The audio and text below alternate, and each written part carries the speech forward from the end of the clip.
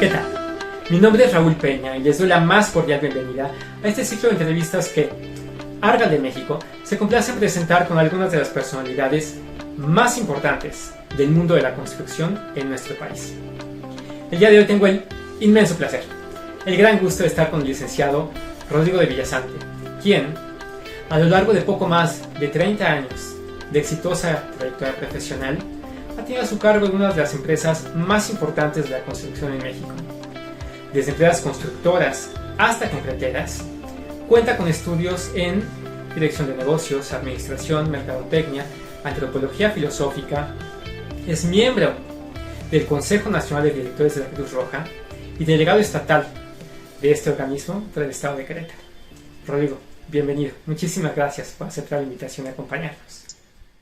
Hombre, al contrario, Raúl, gracias a ti, gracias por este esfuerzo y por esta iniciativa de Argal de hacer estas entrevistas y poder tener un vínculo con las personas, con la gente, con muchos, ojalá, estudiantes de ingeniería, gente que se quiere dedicar a esto y podamos dejar una semillita en la juventud. Me parece maravilloso la forma como has logrado conjuntar, por un lado, la parte de la construcción, en la que has participado en muchísima obra pública, has hecho muchísimas obras de infraestructura, de vivienda, creado muchas fuentes de empleo, y por el otro, esta parte tan noble, tan loable, porque realmente lo es, del apoyo y la ayuda humanitaria. Creo que es algo verdaderamente digno de destacar. Gracias, Raúl. Pues fíjate que desde chico, desde joven, siempre he pensado, y lo aprendí de los mayores, que debemos de buscar un equilibrio en la vida. Un equilibrio en la vida y nuestra misión es por medio de nuestras capacidades, ¿no? Lo mío siempre ha sido la construcción, y una misión importantísima pues es la creación de empleos, que lo acabas de mencionar, que es una aportación a la sociedad, al país, y pudiendo aportar en organizaciones no lucrativas, en IAPs, también enriquecemos esa parte. Somos carne y espíritu, ¿no? No solo de pan vive el hombre. Yo encontré en la Cruz Roja una institución con una credibilidad y una vocación de ayuda al prójimo inigualable, y con una transparencia y una credibilidad ante la sociedad muy importante. Por eso escogí y estoy ahí desde que tengo 12 años. Bueno, pues tenemos una plática verdaderamente interesante por delante, y para comenzar me gustaría preguntarte, ¿cómo inicias, cómo comienza tu historia en este mundo de la construcción?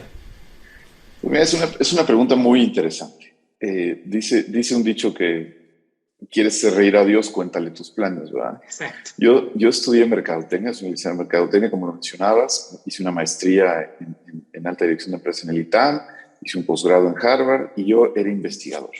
Estaba haciendo mi doctorado y nada que ver con la construcción, ¿verdad? Yo de saco y corbata todo el día, académico, investigador, humanista, hice antropología filosófica, pero un querido amigo y socio, Daniel Tellería, que aún somos socios, él recibe de su padre una concretera en la ciudad de Pachuca. Okay. Y su papá era distribuidor en esas épocas de Cementos Anáhuac. Después la adquiere Cemex, y por azares del destino le piden que ponga una concretera cuando era todavía Cementos Anáhuac. Correcto. Mi socio termina la carrera y le empieza a manejar, un poco igual que yo, porque él tampoco tenía nada que ver con la construcción. Pero él y yo teníamos algo en común, que los dos corríamos el campeonato nacional de enduro, de motocicletas. ¿Qué tal? Y viajábamos, y nos íbamos a Guadalajara, a Monterrey, acá, y en el camino, pues él me platicaba de lo que hacía. Éramos unos jovenazos en aquellas épocas, y yo le platicaba lo que hacía. Y pues imagínate, jornadas de 6 horas en el coche, jalando el remolque, las motos, y ahí me fue platicando, y él ahí me invita. Me dice, oye, ¿por qué no ponemos juntos una concretera en Querétaro? Estoy hablando de los años 90, medios. Okay. Y le digo, ¿y eso cómo se come? O sea, Claro, sí, sí, ¿qué es, no? O sea, ¿cómo funciona? Y él me explica, me invita y tomo la decisión, ¿no? De independizarme y entrar con él al tema del concreto. Pusimos la primera concretera juntos en Querétaro y ahí es donde inicia nuestra historia. En aquellos andares tendría yo, no sé, unos 27 años, por ahí 26 años. ¿Qué tal, Y, oye?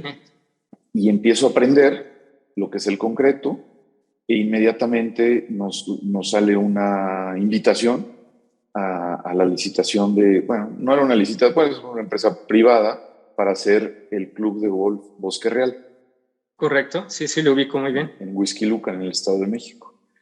Entonces, pues imagínate, éramos un par de chavillos sin mucha experiencia, Sí, pero logramos entrar, concursamos en aquel tiempo con las únicas tres empresas que había, que era Pasco, en aquel tiempo no era Holcim, Cemex y Cruz Azul. sí, además las grandes concreteras de esa época, ¿no? Sí, Y que a la fecha siguen siendo grandes todavía. sí, sí, sí, sí. Que además el mundo, esto sí es importante platicarlo, el mundo del concreto ha venido evolucionando.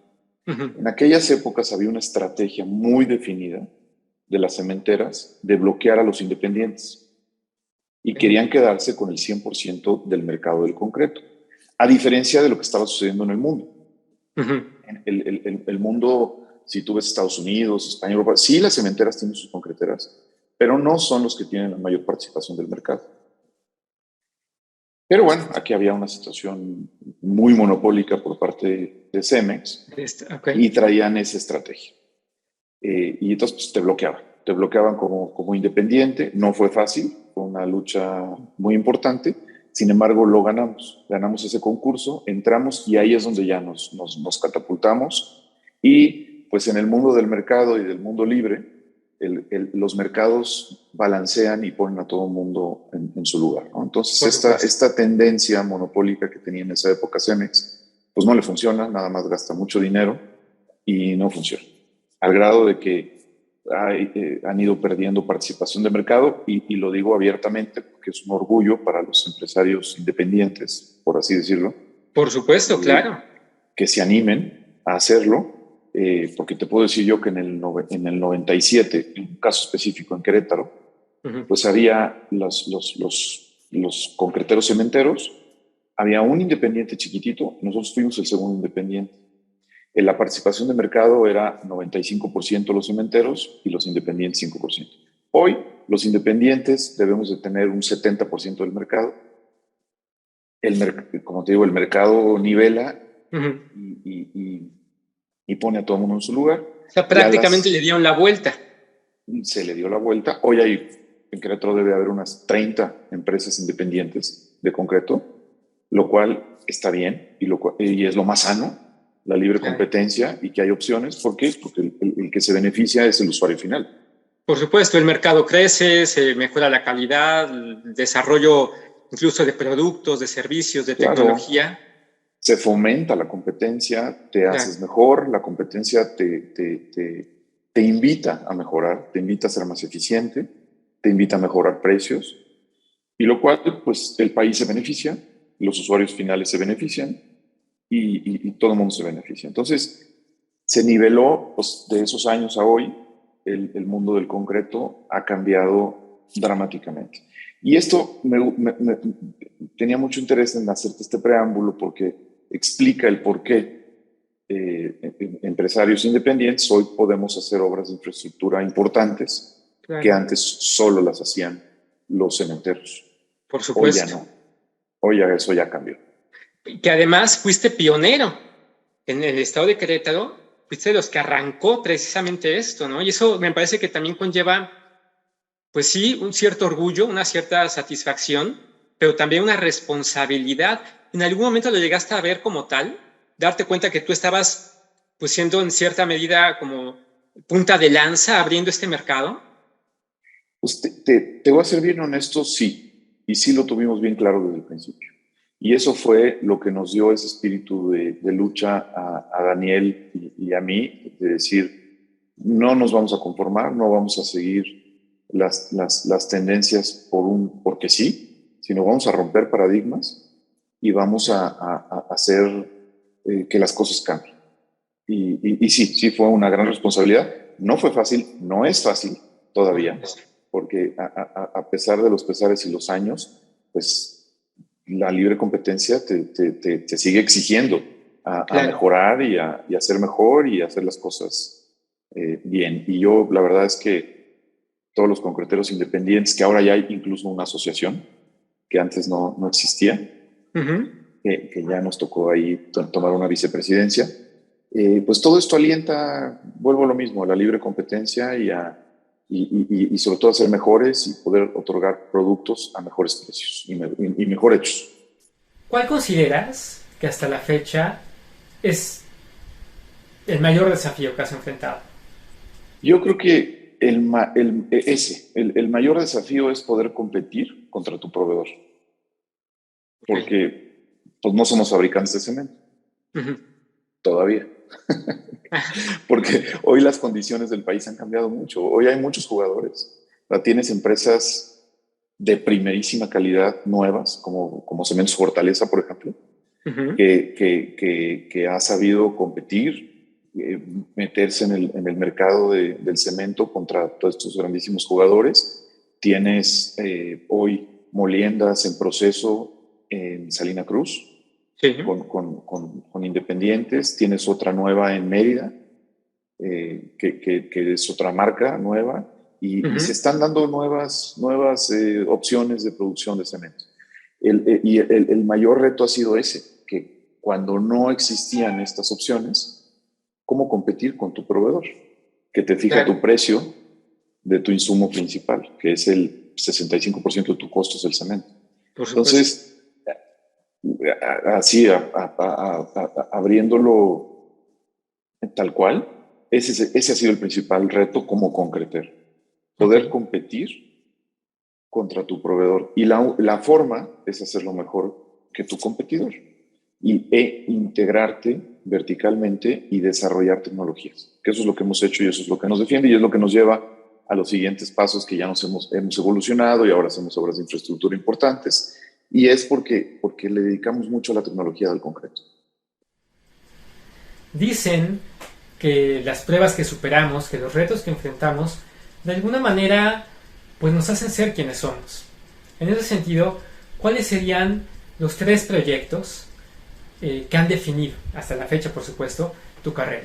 Pues yo creo que primero, por tiempo y por importancia, el desarrollo de toda la infraestructura en Huixquiluca. No nada más de Bosque Real, sino que el haber llevado ese desarrollo tan importante a un municipio que en aquel entonces era prácticamente rural, detona ese municipio a hoy ser, si mal no me equivoco, creo que es el primero o el segundo en ingreso per cápita junto con Garza García en Nuevo León.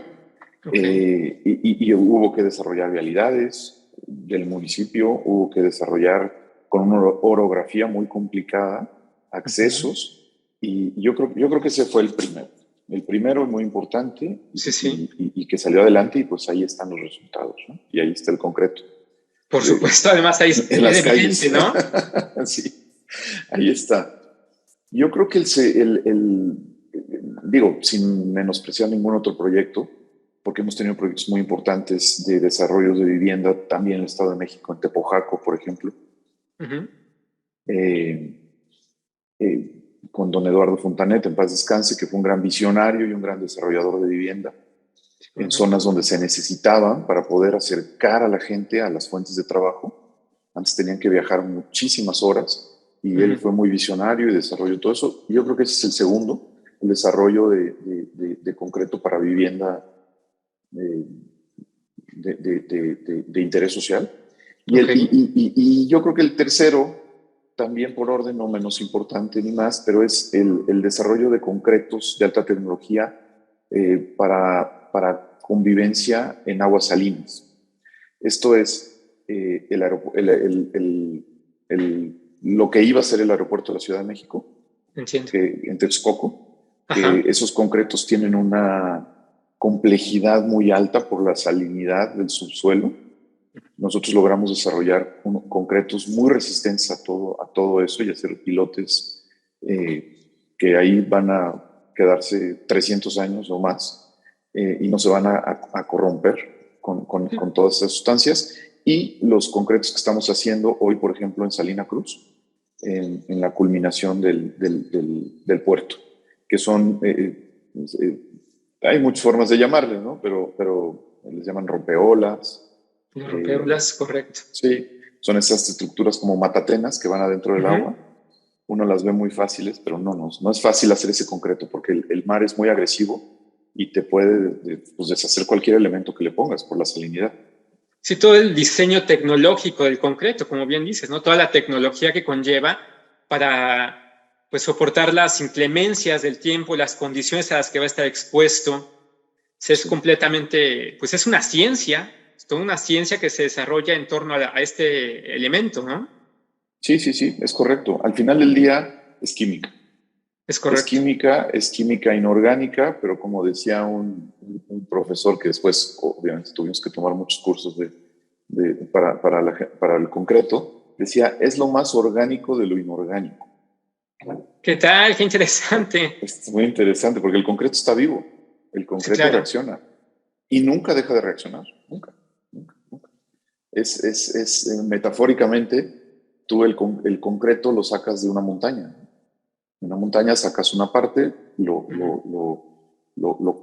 horneas o lo coces, ¿no? A 1400 grados y obtienes el clinker, que es la base para el cemento.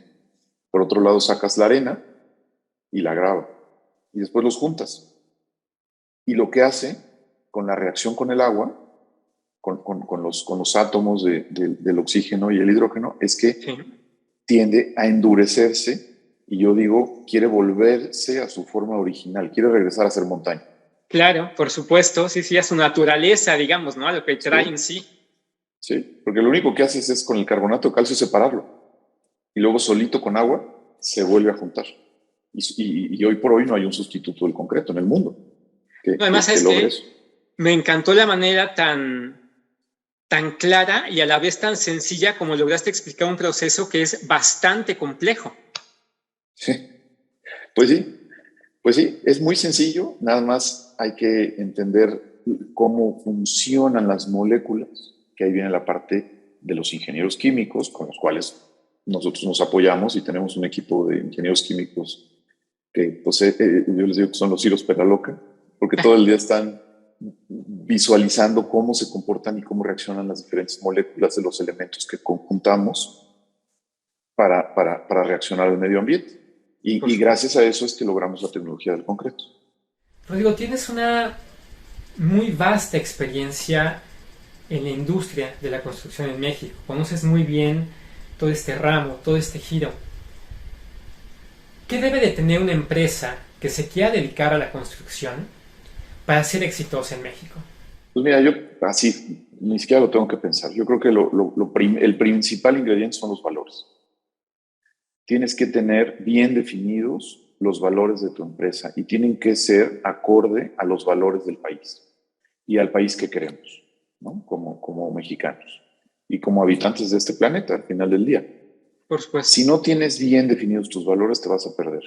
Te vas a perder, vas a tomar malas decisiones, puedes entrar en juegos equivocados, en malos manejos, te puedes meter hasta en actos de corrupción, que eso pues no va con la cultura que queremos en México. Claro. Y si tú tienes bien definidos tus valores y te mantienes firme y eres una persona que tiene claro a dónde quieres llegar, te va a ir bien. Te va a ir bien. Tienes que tener mucha paciencia, eso sí, las cosas no se dan de un día para otro. Uh-huh. Sin embargo, quien tiene bien definido su camino y sus valores, le va a ir bien. No hay forma de que no te vaya bien cuando eres fiel a tus valores. El dinero fácil y rápido, ese se acaba pronto. Uh-huh. Y seguramente es mal habido. Y eso no funciona. Hay que hacer planes de largo plazo y tener paciencia. Y trabajar todos los días, eso sí. Hay que ser muy trabajadores, despertarse temprano y talonear. La constancia. Sí, porque los resultados no se logran tirado en la cama o viendo la televisión o metidos en una aplicación, ¿no? Que ahora cómo me cuesta trabajo ahora ya con los hijos que entiendan que hay que trabajar y ver a quien tienes enfrente, no un teléfono. Pero bueno, Eso ya es otro tema. Y si tienes tú bien trazados tus valores, bien definido a dónde quieres llegar, y sobre todo yo digo, cómo quieres ser recordado, vas a tener la clave del éxito. ¿Qué importancia tienen para ti las alianzas empresariales? Fundamentales, fundamentales, fundamentales. No se puede avanzar, no se puede jugar en las grandes ligas si no tienes aliados estratégicos.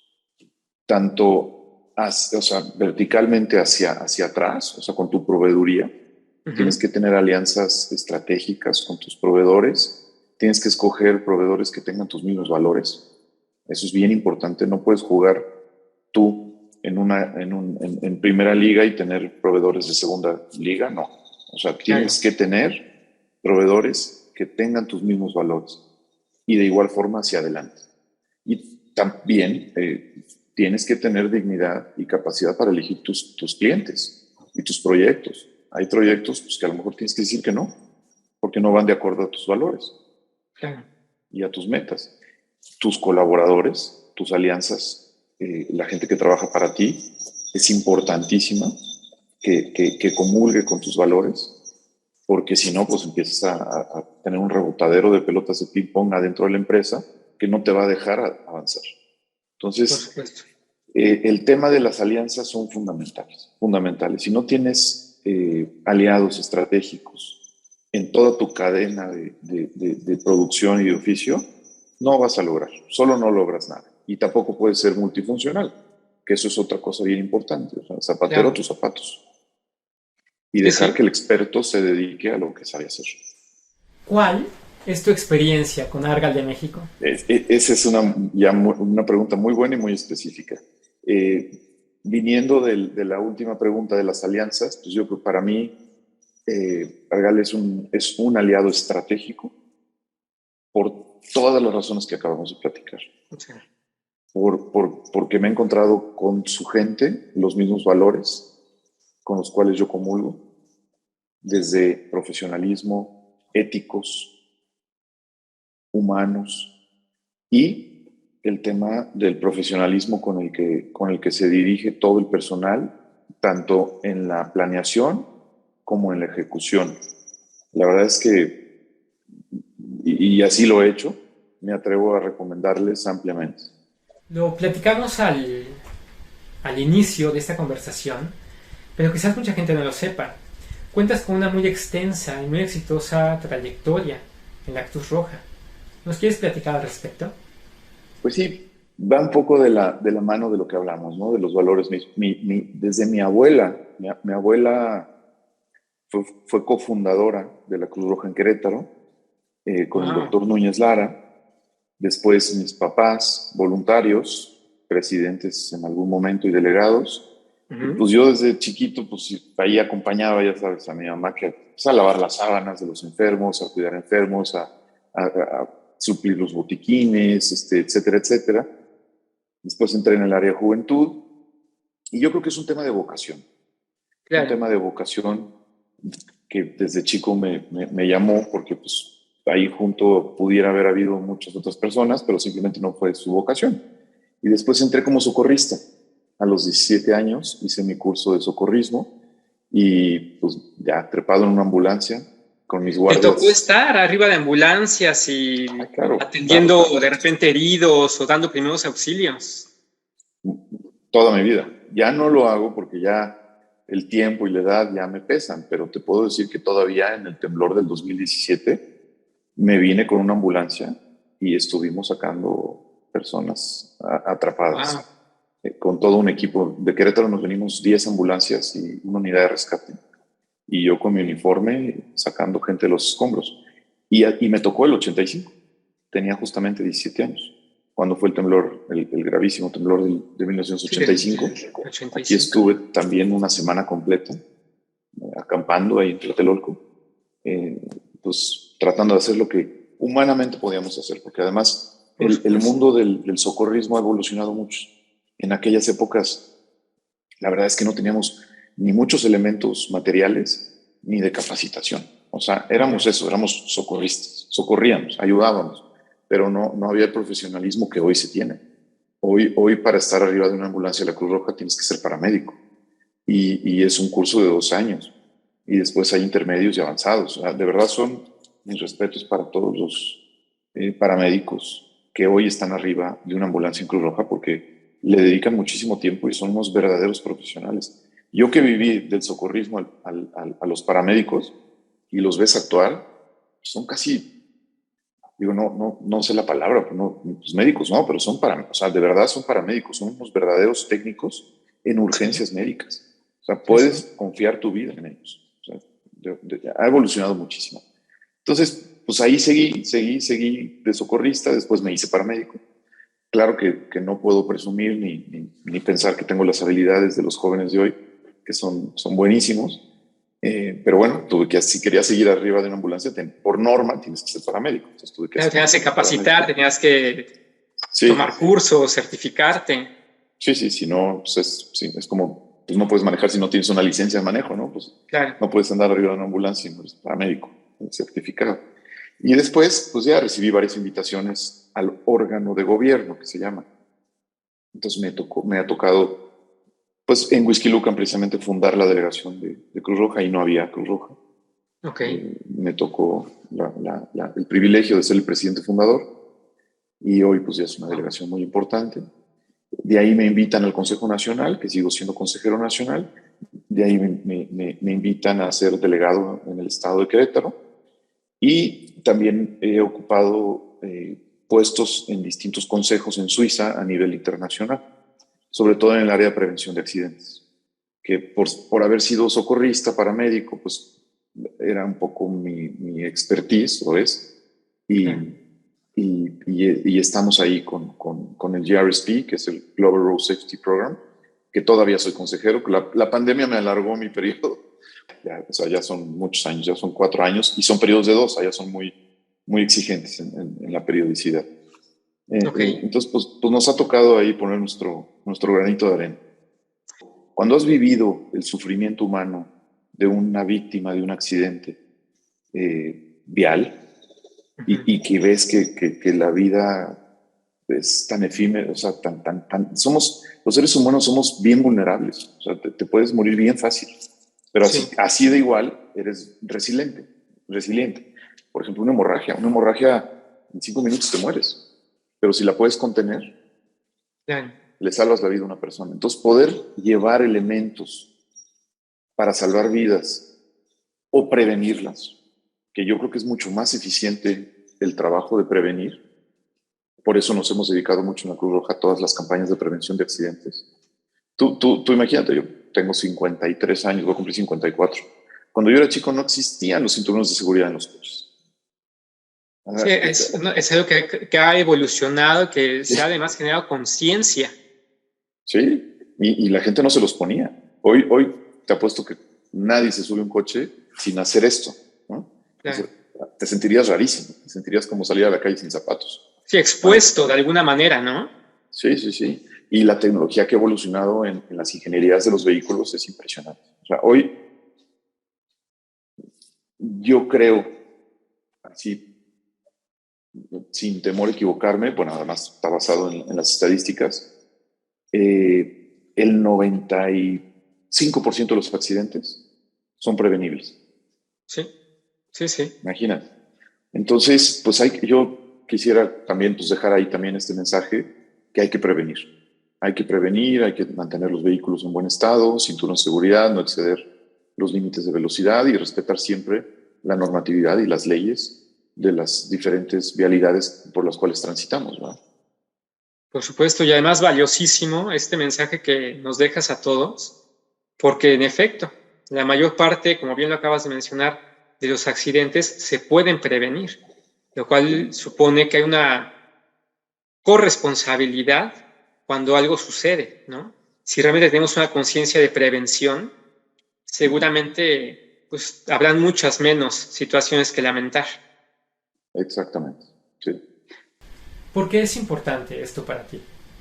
Pues yo siempre he pensado y creo firmemente que somos parte de una comunidad. Somos individuos, pero no podemos vivir individualmente. Y y bueno, yo creo mucho en Dios, tengo una fe muy profunda y Dios, creo, nunca se queda nada para sí. Entonces, todo lo que das, se te regresa. Todo lo que das se te regresa. Y si yo cuido a mi vecino, yo voy a estar mejor. Y si yo cuido de él, seguramente él va a cuidar de mí.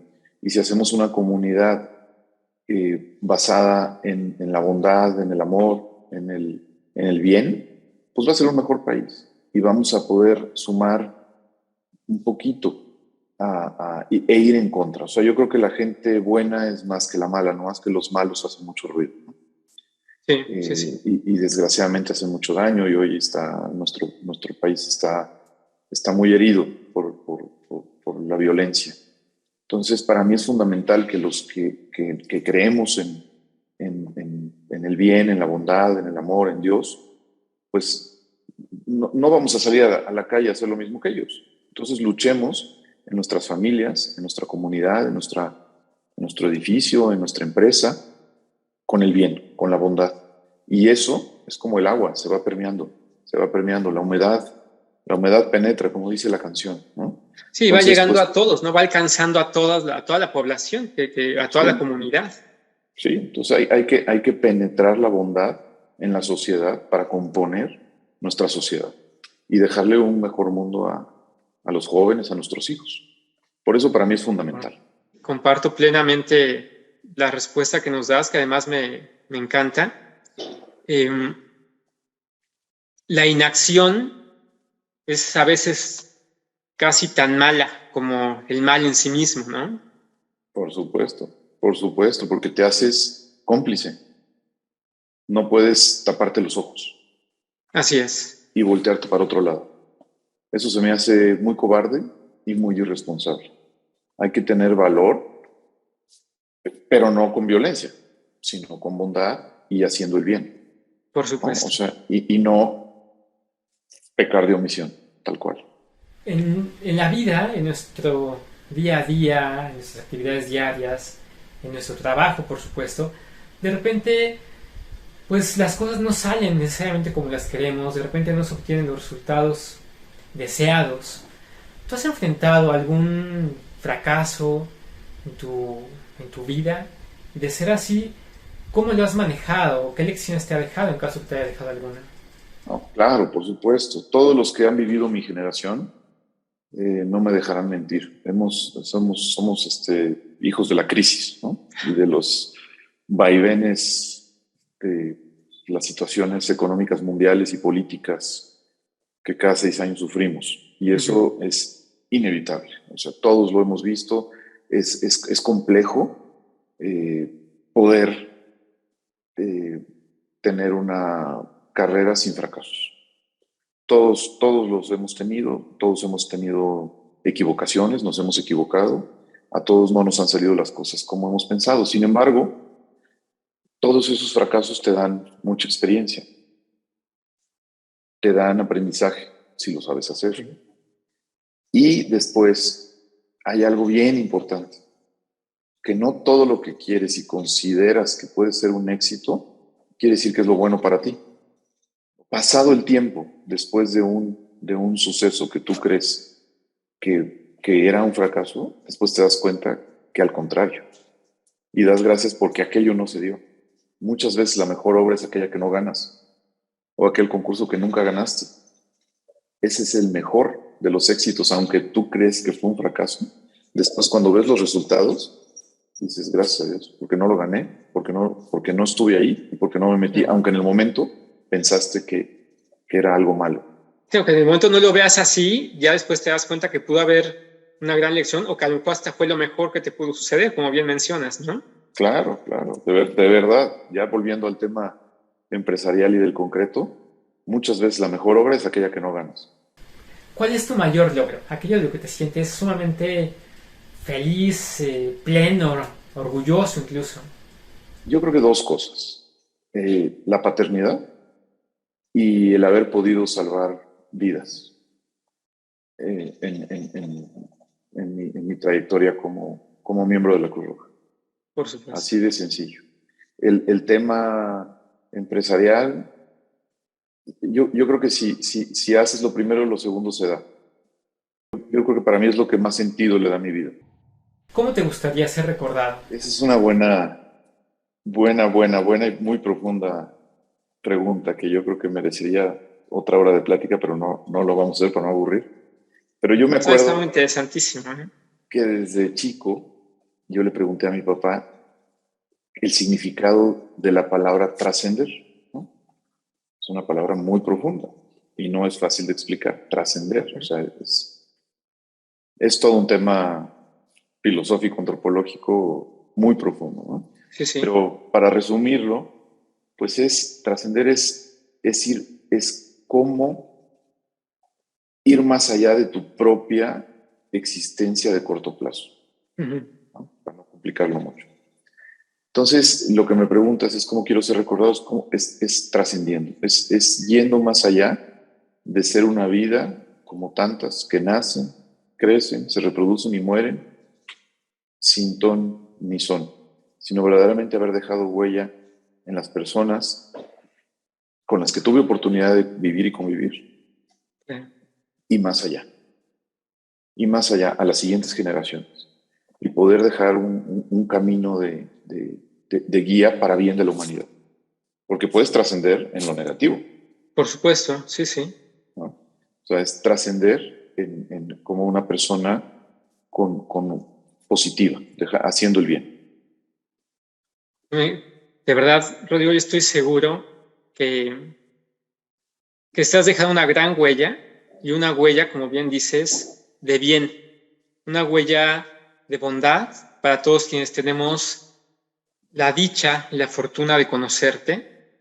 Estás marcando un camino y sigues marcando un camino de bien en el que nos dejas claro que no son conceptos excluyentes, ¿no? El desarrollo profesional del desarrollo humano, y que puedes trascender, como bien lo dices, a partir del camino que dejas, del legado que dejas.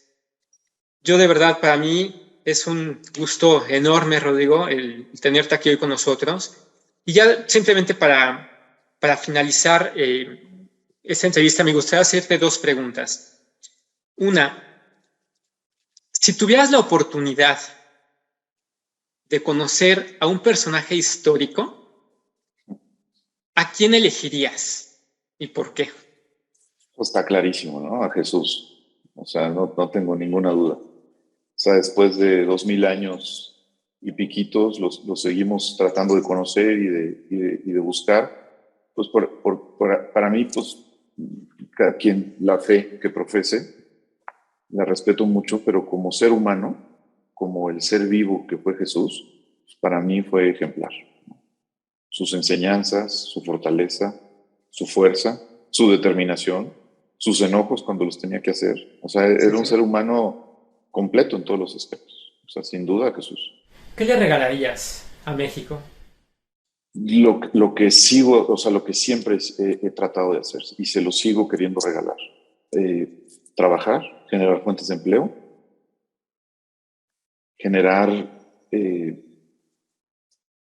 la medida de lo posible y hasta lo imposible el bien por los demás, salvar vidas y tratar de luchar contra el mal y los malos, porque estoy convencido que los buenos somos más y los que queremos un mejor México somos muchos más. Y como decía un señor un día en un avión que me hizo mucho reír, decía, a pellizcos les ganamos.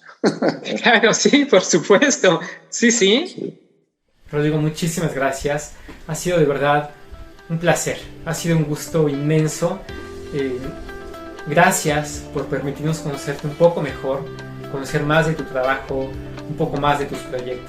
No, hombre, al contrario, Raúl, gracias a ti. Y pues a seguir dejando semillitas, a seguir sembrando semillitas en el campo, que cuando venga la humedad florezcan y crezcan, a seguir por el camino correcto. Muchísimas gracias, Rodrigo. Muchas gracias también a todos ustedes que nos acompañan. Gracias.